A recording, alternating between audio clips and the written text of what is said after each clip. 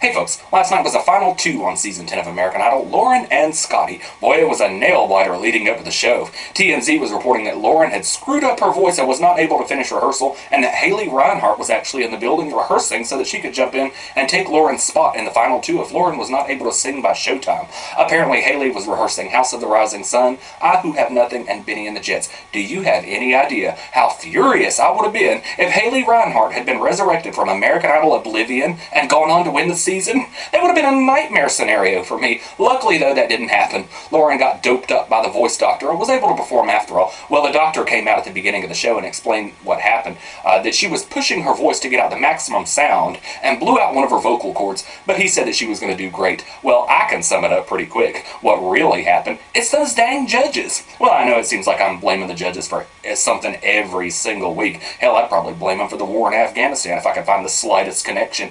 But no, really, for a while now, they've been pushing Lauren to push her voice as far as she possibly can, and even beyond that, and it's finally taken its toll on Lauren. It's like, no matter how well she sings, they want her to wail and scream. I don't think they would be satisfied unless she came out as the female Durban and started giving metal a chance. Remember a couple of weeks ago when Lauren tried to give them what they wanted and failed? J-Lo was like, "Oh, I heard your voice crack, and it was a beautiful, honest moment. Next week I want you to push even harder." Well, she's pushed Lauren's voice out of commission almost. Of course, then there's the theory that there was nothing actually wrong with Lauren, and she was trying to pick up some pity votes, but hey, a vote any way you can get it is a vote.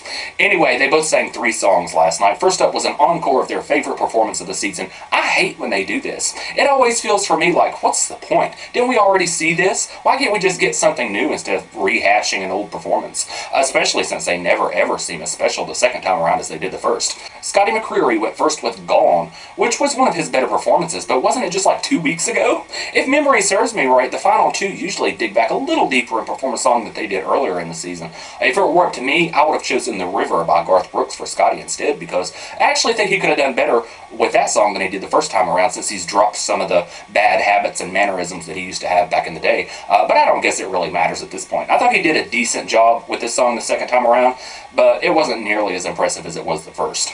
It didn't seem to be as fun or as energetic, but it was still okay. When Scotty was done singing, though, here's the numbers, off to a commercial. No judges' feedback. What the hell was even going on there? Why were they even there? Not that I think that they would have said anything useful anyway, but at least try to make them earn those multi-million-dollar paychecks. Next was Lauren with her favorite of the season, Flat on the Floor by Carrie Underwood. What? Just like Scotty, Lauren also picked a song from just a couple of weeks ago. Not only did I think that was a mistake, but it was the same song that she did the week that she was almost eliminated when she landed herself in the bottom 2.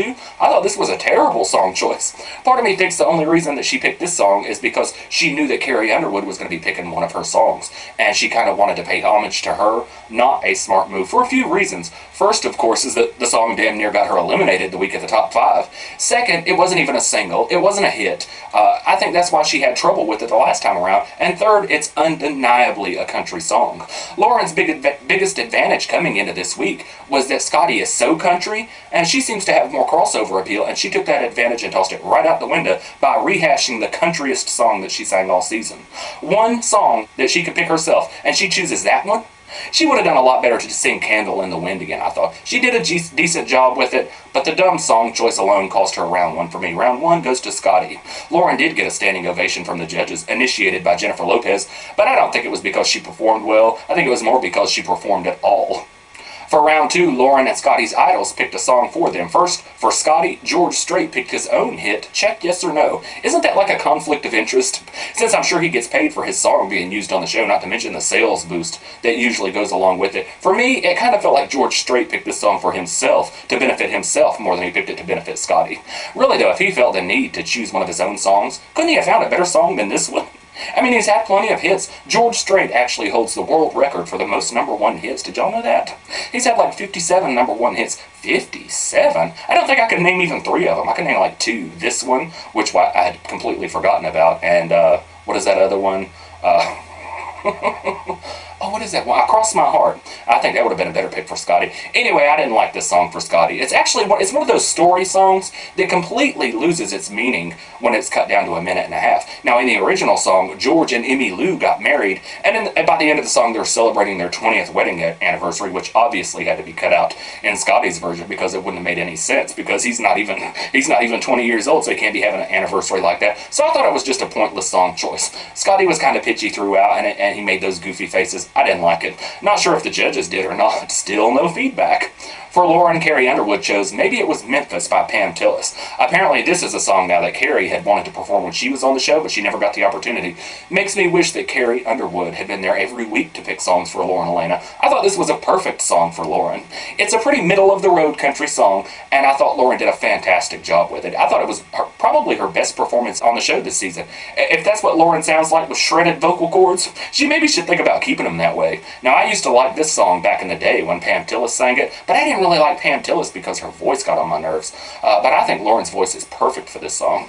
I hated what she was wearing, though. A gold ballerina dress? I thought that was distracting. Lauren has a terrible sense of style. She's all the time wearing silly stuff like that, not figure flattering at all either. For me, round 2 goes to Lauren by a country mile. Finally, after 4 performances, we get some feedback from the judges. Randy liked everything. It took him about 10 minutes to read out his script, but for round 1, he gives the slight edge to Scotty, and round 2 gets the slight edge for Lauren. Jennifer Lopez basically repeated the same exact thing that Randy had said. Maybe they were sharing a script. Stephen gave round 1 and round 2 to Lauren only because she's prettier than Scotty. Next, Tayo Cruz sang Positive. It was a song written by you on AmericanIdol.com. It wasn't written by me because I sure didn't like it. It didn't sound very good or catchy at all, but then again, I wasn't really paying attention. Couldn't they have saved this crap for the finale?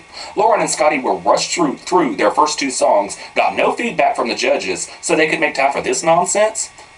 Now, I know the judges are pretty useless anyway, but it's part of the show getting the judges' feedback, and that was yanked out so they could make time for this, and they cut the show back to an hour and a half. To an hour from an hour and a half, so it all felt very rushed. Anyway, next on to the 3rd and final round, the winner's single. Don't you just love how they say, this will be their first single if they win? Isn't it their first single regardless? They're both for sale on iTunes, and the winner singles haven't even been good enough to make their album for the last couple of years now, so whatever.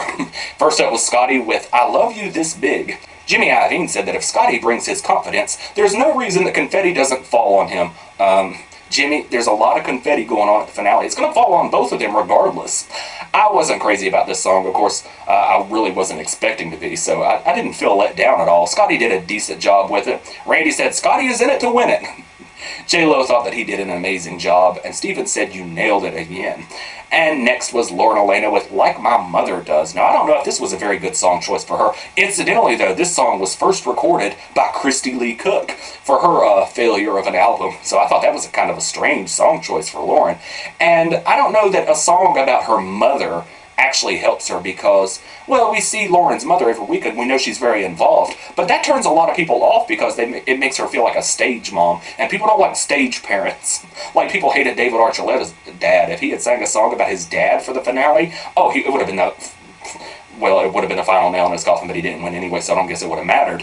But people see stage parents like Lindsay Lohan's parents and stuff, despicable people, and I don't think there's anything wrong with Lauren's mother, but I think it just turns a lot of people off. Now, everybody loves their own mother, but I don't know, it's just kind of weird. I thought they should have had a song that was about Lauren instead of about her mother. That's kind of a strange choice for a coronation song.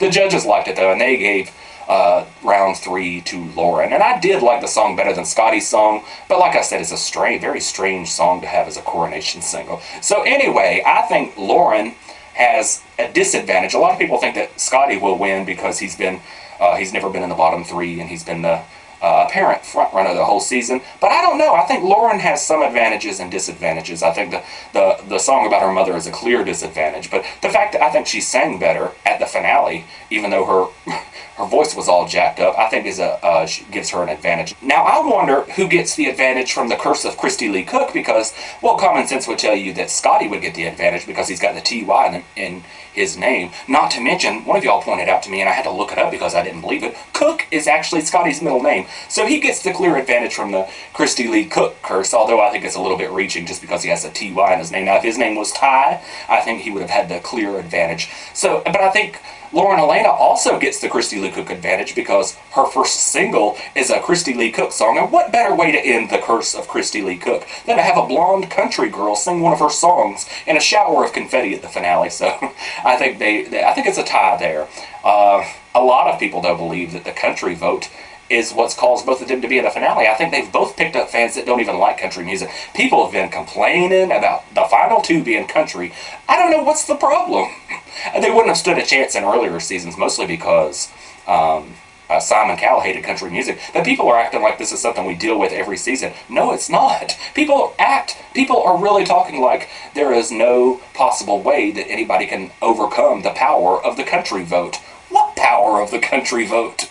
Only one country singer has ever made it to the finale, and Carrie Underwood only made it as far as she did because she didn't sing country all the time. And country music only makes up about 10% of the market, so I think it's pretty clear that they have both picked up fans that don't usually like country music. Now, according to Dial Idol, it will be a landslide, and Scotty will win by a landslide. But I don't believe that. I think I want Lauren to win. I don't know who's going to win. I think it's a tough one to call, but I'm going to call it for Lauren, mostly because I want her to win. But plus because Dial Idol has been wrong all season. I mean, I think they had Pia Toscano at the top of the pack when she was eliminated. And during the week of the top 24, the only one declared safe by them was Tatanisa Wilson, which is pretty unbelievable. So with the online voting, I think that takes Dial Idol and just throws it completely in the trash. Because I think most people are voting online rather than calling in. If it weren't for that dang CAPTCHA, I would probably vote online, but I used my phone to vote last night. I didn't text vote because I don't have AT&T. I think if they opened up to all providers, it would make things more fair. But I don't really think the text vote is as big as some people act like. Little girls are always going to decide the winner because they're more likely to use text votes. I know old people that text their votes in now, so I think the text votes really, I think from last season I read that they make up about 25% of the total vote, and 25% of people with cell phones have AT&T, so I think it's pretty much equals out. The people that have AT&T will text their vote, and the people that don't will call in, and it's pretty much no clear advantage for anybody else, but I don't know. So anyway, I want Lauren to win, and I think she will. Who do you think's going to win? But I think Lauren really screwed herself. I think Lauren really screwed herself up with that first song choice. If she doesn't win, I think it will be because she sang Flat on the Floor instead of Candle in the Wind, because she would have had the clear advantage of picking up votes from people that do not like country music. And by picking the countryest song that she did all season, I think she evened out the playing field. So now it's not about who's the better winner. You know, a lot of people, when it comes down to the finale, vote for who they dislike the least or what type of music they dislike the least. And with Lauren not making herself crossover enough, I mean, she made herself the countryest she's ever been, and so she leveled the playing field. And if you're